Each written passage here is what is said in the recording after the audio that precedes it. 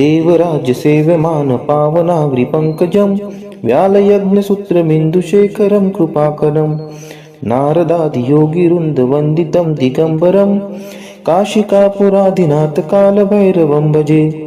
भानुकोटिभास्वरं भवाब्धितारकं परं नीलकण्ठं स्फितार्थदायकं त्रिलोचनं कालकालम् अम्बुजाक्षम् अक्षशूलम् अक्षरं काशिकापुरादिनाथकालभैरवं भजे। शूलटङ्कपाशदण्डपाणिमादिकारणं श्यामकायम् आदिदेवम् अक्षरं निरामयम् भीमविक्रमं प्रभुं विचित्रताण्डवं प्रियं काशिकापुरादिनाथकालभैरवं भजे। भुक्तिमुक्तिदायकं प्रशस्तचारुविग्रहं भक्तवत्सलं तितं समस्तलोकविग्रहं विनिक्वनं मनोज्ञहेम किङ्किणीलसत्कटिं काशिकापुरादिनाथकालभैरवं भजे। धर्मसेतुपालकं त्वधर्ममार्गनाशकं कर्मपाशमोचकं सुशर्मदायकं विभुं स्वर्णवर्णशेषपाशशोभिताङ्गमण्डलं काशिकापुरादिनाथकालभैरवं भजे। रत्नपादुकाप्रभाभिरामपादयुग्मकं नित्यम् अद्वितीयम् इष्टदैवतं निरञ्जनं मृत्युदर्पनाशनं कराळदंष्ट्रमोक्षणं काशिकापुरादिनाथकालभैरवं भजे। अट्टहासभिन्नपद्मजाङ्गकोशसन्ततिं दृष्टिपातनष्टपापजालमुग्रशासनम् अष्टसिद्धिदायकं कपालमलिकलन्धरं काशिकापुरादिनाथकालभैरवं भजे। भूतसङ्घनायकं विशालकीर्तिदायकं काशीवासलोकपुण्यपापशोधकं विभुं नीतिमार्गकोविदं पुरातनं जगत्पतिं काशिकापुरादिनाथकालभैरवं भजे। कालभैरवाष्टकं पठन्ति ये मनोहरं ज्ञानमुक्तिसाधनं विचित्रपुण्यवर्धनं शोकमोहदैन्यलोभकोपतापनाशनं ते प्रयान्ति कालभैरवाङ्घ्रिसन्निधिं ध्रुवम्। इति श्री शंकराचार्य विरचितं कालभैरवाष्टकं सम्पूर्णम्।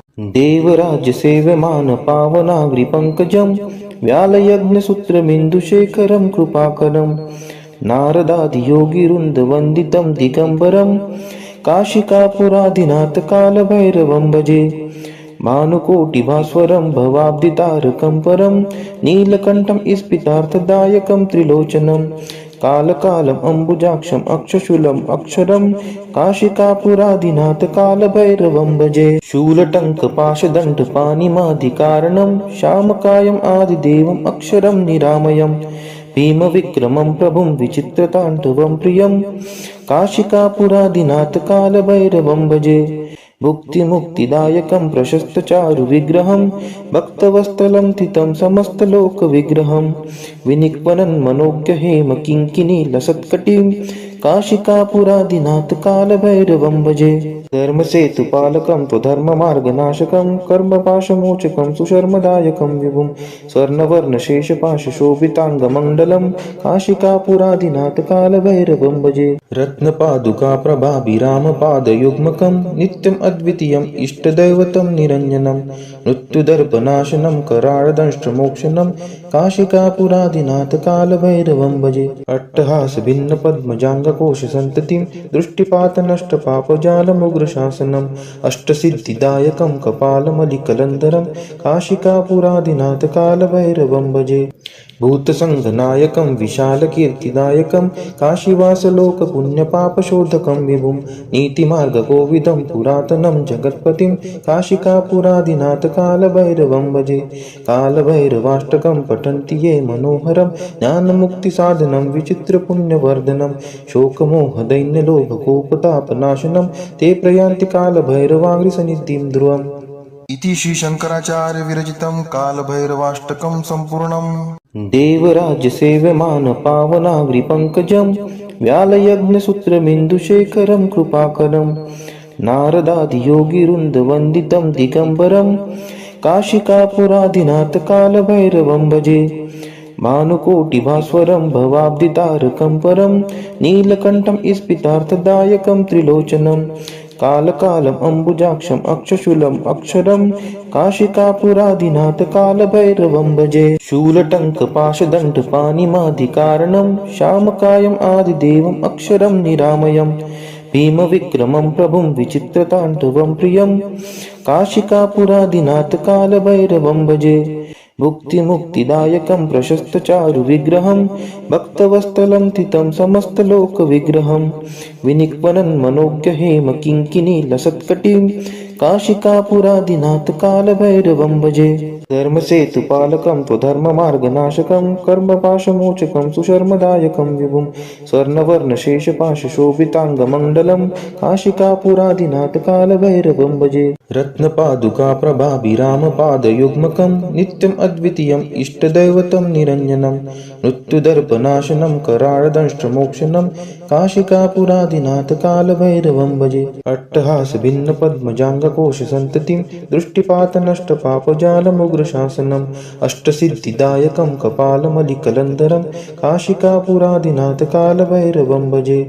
भूतसङ्घनायकं विशालकीर्तिदायकं काशीवासलोकपुण्यपापशोधकं विभुं नीतिमार्गकोविदं पुरातनं जगत्पतिं काशिकापुरादिनाथ कालभैरवं भजे। कालभैरवाष्टकं पठन्ति ये मनोहरं ज्ञानमुक्तिसाधनं विचित्रपुण्यवर्धनं शोकमोहदैन्यलोभकोपतापनाशनं ते प्रयान्ति कालभैरवाङ्घ्रिसन्निधिं ध्रुवम्। इति श्रीशङ्कराचार्य विरचितं कालभैरवाष्टकं सम्पूर्णम्। देवराजसेव्यमान पावनाग्रिपङ्कजं व्यालयज्ञसूत्रमिन्दुशेखरं कृपाकरं नारदादियोगिवृन्दवन्दितं दिगम्बरं काशिकापुरादिनाथ कालभैरवं भजे। भानुकोटिभास्वरं भवाब्धितारकं परं नीलकण्ठं स्फितार्थदायकं त्रिलोचनं कालकालम् अम्बुजाक्षम् अक्षशूलम् अक्षरं काशिकापुरादिनाथ कालभैरवं भजे। शूलटङ्कपाशदण्डपाणिमादिकारणं श्यामकायम् आदिदेवम् अक्षरं निरामयं भीमविक्रमं प्रभुं विचित्रताण्डवं प्रियं काशिकापुरादिनाथ कालभैरवं भजे। भुक्तिमुक्तिदायकं प्रशस्तचारुविग्रहं भक्तवत्सलं स्थितं समस्तलोकविग्रहं विनिक्वनं मनोज्ञहेम किङ्किणीलसत्कटिं काशिकापुरादिनाथ कालभैरवं भजे।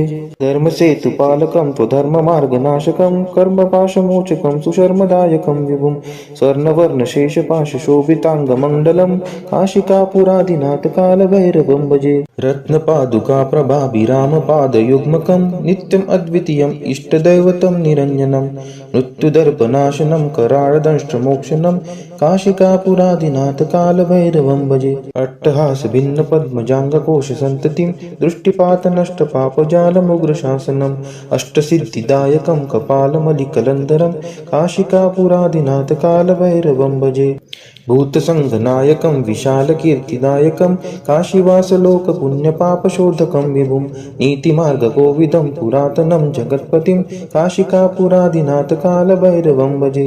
कालभैरवाष्टकं पठन्ति ये मनोहरं ज्ञानमुक्तिसाधनं विचित्रपुण्यवर्धनं शोकमोहदैन्यलोभकोपतापनाशनं ते प्रयान्ति कालभैरवाङ्घ्रिसन्निधिं ध्रुवम्। इति श्रीशङ्कराचार्य विरचितं कालभैरवाष्टकं सम्पूर्णम्। देवराजसेव्यमान पावनाग्रिपङ्कजं व्यालयज्ञसूत्रमिन्दुशेखरं कृपाकरं नारदादियोगिवृन्दवन्दितं दिगम्बरं काशिकापुरादिनाथ कालभैरवं भजे। भानुकोटिभास्वरं भवाब्धितारकं परं नीलकण्ठं स्फितार्थदायकं त्रिलोचनं कालकालम् अम्बुजाक्षम् अक्षशूलम् अक्षरं काशिकापुरादिनाथ कालभैरवं भजे। शूलटङ्कपाशदण्डपाणिमादिकारणं श्यामकायम् आदिदेवम् अक्षरं निरामयं भीमविक्रमं प्रभुं विचित्रताण्डवं प्रियं काशिकापुरादिनाथ कालभैरवं भजे। भुक्तिमुक्तिदायकं प्रशस्तचारुविग्रहं भक्तवत्सलं स्थितं समस्तलोकविग्रहं विनिक्वनं मनोज्ञहेम किङ्किणीलसत्कटिं काशिकापुरादिनाथ कालभैरवं भजे। धर्मसेतुपालकं त्वधर्ममार्गनाशकं कर्मपाशमोचकं सुशर्मदायकं विभुं स्वर्णवर्णशेषपाशशोभिताङ्गमण्डलं काशिकापुरादिनाथ कालभैरवं भजे। रत्नपादुका प्रभाभिरामपादयुग्मकं नित्यम् अद्वितीयम् इष्टदैवतं निरञ्जनं मृत्युदर्पनाशनं कराळदंष्ट्रमोक्षणं काशिकापुरादिनाथ कालभैरवं भजे। अट्टहासभिन्नपद्मजाङ्गकोशसन्ततिं दृष्टिपातनष्टपापजालमुग्रशासनम् अष्टसिद्धिदायकं कपालमलिकलन्धरं काशिकापुरादिनाथ कालभैरवं भजे। भूतसङ्घनायकं विशालकीर्तिदायकं काशीवासलोकपुण्यपापशोधकं विभुं नीतिमार्गकोविदं पुरातनं जगत्पतिं काशिकापुरादिनाथ कालभैरवं भजे। कालभैरवाष्टकं पठन्ति ये मनोहरं ज्ञानमुक्तिसाधनं विचित्रपुण्यवर्धनं शोकमोहदैन्यलोभकोपतापनाशनं ते प्रयान्ति कालभैरवाङ्घ्रिसन्निधिं ध्रुवम्। इति श्री शंकराचार्य विरचितं कालभैरवाष्टकं सम्पूर्णम्। देवराज्यसेव्यमान पावनाग्रिपङ्कजं व्यालयज्ञसूत्रमिन्दुशेखरं कृपाकरं नारदादियोगिवृन्दवन्दितं दिगम्बरं काशिकापुरादिनाथ कालभैरवं भजे। भानुकोटिभास्वरं भवाब्धितारकं परं नीलकण्ठं स्फितार्थदायकं त्रिलोचनं कालकालम् अम्बुजाक्षम् अक्षशूलम् अक्षरं काशिकापुरादिनाथ कालभैरवं भजे। शूलटङ्कपाशदण्डपाणिमादिकारणं श्यामकायम् आदिदेवम् अक्षरं निरामयम् भीमविक्रमं प्रभुं विचित्रताण्डवं प्रियं काशिकापुरादिनाथ कालभैरवं भजे। भुक्तिमुक्तिदायकं प्रशस्तचारुविग्रहं भक्तवत्सलं स्थितं समस्तलोकविग्रहं विनिक्वनं मनोज्ञहेमकिङ्किणीलसत्कटिं काशिकापुरादिनाथ कालभैरवं भजे। धर्मसेतुपालकं त्वधर्ममार्गनाशकं कर्मपाशमोचकं सुशर्मदायकं विभुं स्वर्णवर्णशेषपाशशोभिताङ्गमण्डलं काशिकापुरादिनाथ कालभैरवं भजे। रत्नपादुका प्रभाभिरामपादयुग्मकं नित्यम् अद्वितीयम् इष्टदैवतं निरञ्जनं मृत्युदर्पनाशनं कराळदंष्ट्रमोक्षणं काशिकापुरादिनाथ कालभैरवं भजे। अट्टहासभिन्नपद्मजाङ्गकोशसन्ततिं दृष्टिपातनष्टपापजालमुग्रशासनम् अष्टसिद्धिदायकं कपालमलिकलन्धरं काशिकापुरादिनाथ कालभैरवं भजे। भूतसङ्घनायकं विशालकीर्तिदायकं काशीवासलोकपुण्यपापशोधकं विभुं नीतिमार्गकोविदं पुरातनं जगत्पतिं काशिकापुरादिनाथ कालभैरवं भजे। कालभैरवाष्टकं पठन्ति ये मनोहरं ज्ञानमुक्तिसाधनं विचित्रपुण्यवर्धनं शोकमोहदैन्यलोभकोपतापनाशनं ते प्रयान्ति कालभैरवाङ्घ्रिसन्निधिं ध्रुवम्। इति श्री शंकराचार्य विरचितं कालभैरवाष्टकं सम्पूर्णम्। देवराज्यसेव्यमान पावनाग्रिपङ्कजं व्यालयज्ञसूत्रमिन्दुशेखरं कृपाकरं नारदादियोगिवृन्दवन्दितं दिगम्बरं काशिकापुरादिनाथ कालभैरवं भजे। इति श्री शंकराचार्य विरचितं कालभैरवाष्टकं सम्पूर्णम्। देवराज्यसेव्यमान पावनाग्रिपङ्कजं व्यालयज्ञसूत्रमिन्दुशेखरं कृपाकरं नारदादियोगिवृन्दवन्दितं दिगम्बरं काशिकापुरादिनाथ कालभैरवं भजे। भानुकोटिभास्वरं भवाब्धितारकं परं नीलकण्ठं स्फितार्थदायकं त्रिलोचनं कालकालम् अम्बुजाक्षम् अक्षशूलम् अक्षरं काशिकापुरादिनाथ कालभैरवं भजे। शूलटङ्कपाशदण्डपाणिमादिकारणं श्यामकायम् आदिदेवम् अक्षरं निरामयम् भीमविक्रमं प्रभुं विचित्रताण्डवं प्रियं काशिकापुरादिनाथ कालभैरवं भजे। भुक्तिमुक्तिदायकं प्रशस्तचारुविग्रहं भक्तवत्सलं स्थितं समस्तलोकविग्रहं विनिक्वनं मनोज्ञहेमकिङ्किणीलसत्कटिं काशिकापुरादिनाथ कालभैरवं भजे। धर्मसेतुपालकं त्वधर्ममार्गनाशकं कर्मपाशमोचकं सुशर्मदायकं विभुं स्वर्णवर्णशेषपाशशोभिताङ्गमण्डलं काशिकापुरादिनाथ कालभैरवं भजे। रत्नपादुका प्रभाभिरामपादयुग्मकं नित्यम् अद्वितीयम् इष्टदैवतं निरञ्जनं मृत्युदर्पनाशनं कराळदंष्ट्रमोक्षणं काशिकापुरादिनाथ कालभैरवं भजे। अट्टहासभिन्नपद्मजाङ्गकोशसन्ततिं दृष्टिपातनष्टपापजालमुग्रशासनम् अष्टसिद्धिदायकं कपालमलिकलन्धरं काशिकापुरादिनाथ कालभैरवं भजे। भूतसङ्घनायकं विशालकीर्तिदायकं काशीवासलोकपुण्यपापशोधकं विभुं नीतिमार्गकोविदं पुरातनं जगत्पतिं काशिकापुरादिनाथ कालभैरवं भजे। कालभैरवाष्टकं पठन्ति ये मनोहरं ज्ञानमुक्तिसाधनं विचित्रपुण्यवर्धनं शोकमोहदैन्यलोभकोपतापनाशनं ते प्रयान्ति कालभैरवाङ्घ्रिसन्निधिं ध्रुवम्। इति श्री शंकराचार्य विरचितं कालभैरवाष्टकं संपूर्णम्। देवराज्यसेव्यमान पावनाग्रिपङ्कजं व्यालयज्ञसूत्रमिन्दुशेखरं कृपाकरं नारदादियोगिवृन्दवन्दितं दिगम्बरं काशिकापुरादिनाथकालभैरवं भजे। भानुकोटिभास्वरं भवाब्धितारकं परं नीलकण्ठं स्फितार्थदायकं त्रिलोचनं कालकालम् अम्बुजाक्षम् अक्षशूलम् अक्षरं काशिकापुरादिनाथ कालभैरवं भजे। शूलटङ्कपाशदण्डपाणिमादिकारणं श्यामकायम् आदिदेवम् अक्षरं निरामयम् भीमविक्रमं प्रभुं विचित्रताण्डवं प्रियं काशिकापुरादिनाथ कालभैरवं भजे। भुक्तिमुक्तिदायकं प्रशस्तचारुविग्रहं भक्तवत्सलं तितं समस्तलोकविग्रहं विनिक्वनं मनोज्ञहेम किङ्किणीलसत्कटिं काशिकापुरादिनाथ कालभैरवं भजे। धर्मसेतुपालकं त्वधर्ममार्गनाशकं कर्मपाशमोचकं सुशर्मदायकं विभुं स्वर्णवर्णशेषपाशशोभिताङ्गमण्डलं काशिकापुरादिनाथ कालभैरवं भजे। रत्नपादुकाप्रभाभिरामपादयुग्मकं नित्यम् अद्वितीयम् इष्टदैवतं निरञ्जनं मृत्युदर्पनाशनं कराळदंष्ट्रमोक्षणं काशिकापुरादिनाथ कालभैरवं भजे। अट्टहासभिन्नपद्मजाङ्गकोशसन्ततिं दृष्टिपातनष्टपापजालमुग्रशासनम् अष्टसिद्धिदायकं कपालमलिकलन्धरं काशिकापुरादिनाथ कालभैरवं भजे। भूतसङ्घनायकं विशालकीर्तिदायकं काशीवासलोकपुण्यपापशोधकं विभुं नीतिमार्गकोविदं पुरातनं जगत्पतिं काशिकापुरादिनाथ कालभैरवं भजे। कालभैरवाष्टकं पठन्ति ये मनोहरं ज्ञानमुक्तिसाधनं विचित्रपुण्यवर्धनं शोकमोहदैन्यलोभकोपतापनाशनं ते प्रयान्ति कालभैरवाङ्घ्रिसन्निधिं ध्रुवम्। इति श्री शंकराचार्य विरचितं कालभैरवाष्टकं संपूर्णम्। देवराज्यसेव्यमान पावनाग्रिपङ्कजं व्यालयज्ञसूत्रमिन्दुशेखरं कृपाकरं नारदादियोगिवृन्दवन्दितं दिगम्बरं काशिकापुरादिनाथ कालभैरवं भजे। भानुकोटिभास्वरं भवाब्धितारकं परं नीलकण्ठं स्फितार्थदायकं त्रिलोचनं कालकालम् अम्बुजाक्षम् अक्षशूलम् अक्षरं काशिकापुरादिनाथ कालभैरवं भजे। शूलटङ्कपाशदण्डपाणिमादिकारणं श्यामकायम् आदिदेवम् अक्षरं निरामयम् भीमविक्रमं प्रभुं विचित्रताण्डवं प्रियं काशिकापुरादिनाथ कालभैरवं भजे। भुक्तिमुक्तिदायकं प्रशस्तचारुविग्रहं भक्तवत्सलं तितं समस्तलोकविग्रहं विनिक्वनं मनोज्ञहेम किङ्किणीलसत्कटिं काशिकापुरादिनाथ कालभैरवं भजे।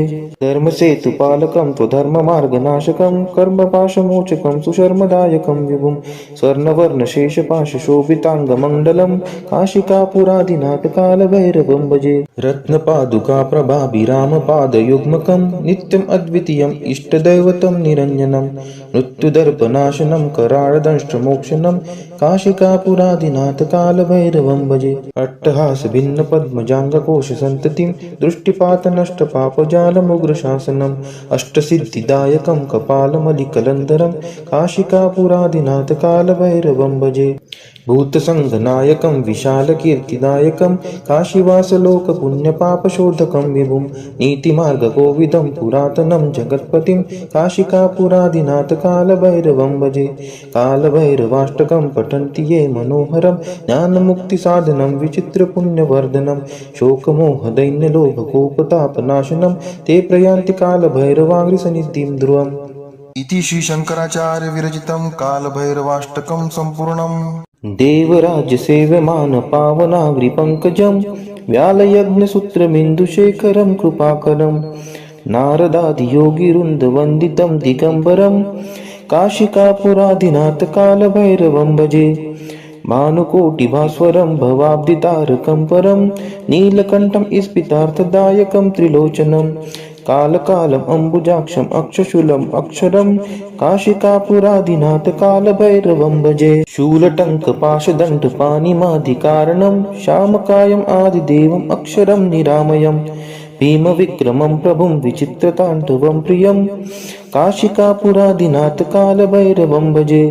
भुक्तिमुक्तिदायकं प्रशस्तचारुविग्रहं भक्तवत्सलं तितं समस्तलोकविग्रहं विनिक्वनं मनोज्ञहेम किङ्किणीलसत्कटिं काशिकापुरादिनाथ कालभैरवं भजे। धर्मसेतुपालकं स्वधर्ममार्गनाशकं कर्मपाशमोचकं सुशर्मदायकं विभुं स्वर्णवर्णशेषपाशशोभिताङ्गमण्डलं काशिकापुरादिनाथ कालभैरवं भजे। रत्नपादुकाप्रभाभिरामपादयुग्मकं नित्यम् अद्वितीयम् इष्टदैवतं निरञ्जनं मृत्युदर्पनाशनं कराळदंष्ट्रमोक्षणं काशिकापुरादिनाथ कालभैरवं भजे। अट्टहासभिन्नपद्मजाङ्गकोशसन्ततिं दृष्टिपातनष्टपापजालमुग्रशासनम् अष्टसिद्धिदायकं कपालमलिकलन्धरं काशिकापुरादिनाथ कालभैरवं भजे। भूतसङ्घनायकं विशालकीर्तिदायकं काशीवासलोकपुण्यपापशोधकं विभुं नीतिमार्गकोविदं पुरातनं जगत्पतिं काशिकापुरादिनाथ कालभैरवं भजे। कालभैरवाष्टकं पठन्ति ये मनोहरं ज्ञानमुक्तिसाधनं विचित्रपुण्यवर्धनं शोकमोहदैन्यलोभकोपतापनाशनं ते प्रयान्ति कालभैरवाङ्घ्रिसन्निधिं ध्रुवम्। इति श्री शंकराचार्य विरचितं कालभैरवाष्टकं सम्पूर्णम्। देवराज्यसेव्यमानपावनाग्रिपङ्कजं व्यालयज्ञसूत्रमिन्दुशेखरं कृपाकरं नारदादियोगिवृन्दवन्दितं दिगम्बरं काशिकापुरादिनाथ कालभैरवं भजे। भानुकोटिभास्वरं भवाब्धितारकं परं नीलकण्ठं स्फितार्थदायकं त्रिलोचनं कालकालम् अम्बुजाक्षम् अक्षशूलम् अक्षरं काशिकापुरादिनाथ कालभैरवं भजे। शूलटङ्कपाशदण्डपाणिमादिकारणं श्यामकायम् आदिदेवम् अक्षरं निरामयं भीमविक्रमं प्रभुं विचित्रताण्डवं प्रियं काशिकापुरादिनाथ कालभैरवं भजे। भुक्तिमुक्तिदायकं प्रशस्तचारुविग्रहं भक्तवत्सलं तितं समस्तलोकविग्रहं विनिक्वनं मनोज्ञहेम किङ्किणीलसत्कटिं काशिकापुरादिनाथ कालभैरवं भजे। धर्मसेतुपालकं स्वधर्ममार्गनाशकं कर्मपाशमोचकं सुशर्मदायकं विभुं स्वर्णवर्णशेषपाशशोभिताङ्गमण्डलं काशिकापुरादिनाथ कालभैरवं भजे। रत्नपादुकाप्रभाभिरामपादयुग्मकं नित्यम् अद्वितीयम् इष्टदैवतं निरञ्जनं मृत्युदर्पनाशनं कराळदंष्ट्रमोक्षणं काशिकापुरादिनाथ कालभैरवं भजे। अट्टहासभिन्नपद्मजाङ्गकोशसन्ततिं दृष्टिपातनष्टपापजालमुग्रशासनम् अष्टसिद्धिदायकं कपालमलिकलन्धरं काशिकापुरादिनाथ कालभैरवं भजे। भूतसङ्घनायकं विशालकीर्तिदायकं काशीवासलोकपुण्यपापशोधकं विभुं नीतिमार्गकोविदं पुरातनं जगत्पतिं काशिकापुरादिनाथ कालभैरवं भजे। कालभैरवाष्टकं पठन्ति ये मनोहरं ज्ञानमुक्तिसाधनं विचित्रपुण्यवर्धनं शोकमोहदैन्यलोभकोपतापनाशनं ते प्रयान्ति कालभैरवाङ्घ्रिसन्निधिं ध्रुवम्। इति श्री शंकराचार्य विरचितं कालभैरवाष्टकं सम्पूर्णम्।